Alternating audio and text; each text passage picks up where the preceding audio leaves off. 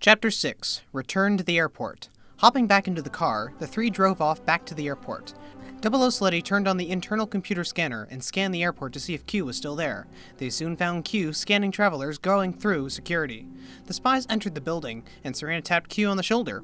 The four of them then went back to the room where Q gave Bond and Double O Sleddy their gadgets. "So what have you found, except for Serena?" Q asked. "You were right. The Phantom seems to be a bigger lunatic than we thought. He has to be someone who we know, or at least knew me," Bond contemplated. "What about Koskov?" "It wouldn't be him, not a man who hugged and kissed me whenever we were in contact." Double O Sleddy raised an eyebrow and then lowered it immediately.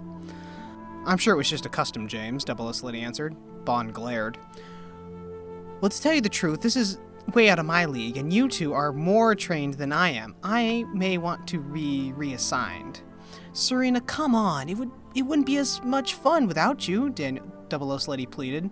Bond sighed. "Well, she's probably right. I don't want you getting in any trouble. Look, I'm setting up a new training facility at MI6. I think it'll be good for you." Serena nodded and got up. She walked over to James. She hugged him and then gave him a kiss. She did the same to Daniel, only lasting a little bit longer.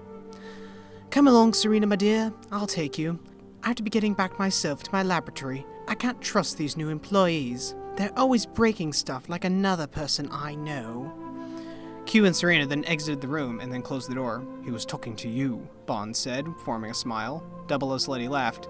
"No, I believe he was talking to you. I already got two little girls who constantly yell at me." They too soon exited the room. "Okay, well, if it wasn't Koskov or anyone else we know, then let's think of someone who can help us. We could go through database after database trying to find someone who has a grudge against you." "Why don't I give Moneypenny a call tomorrow? She may have some contacts that we can meet up with. By then Q would be back and perhaps he can help us. For right now, let's try to find a place to stay." Double O Sleddy's eyes then grew big. "Hold up, Bond. Did you say we're staying here?" Bond sighed as he nodded and looked up for any signs.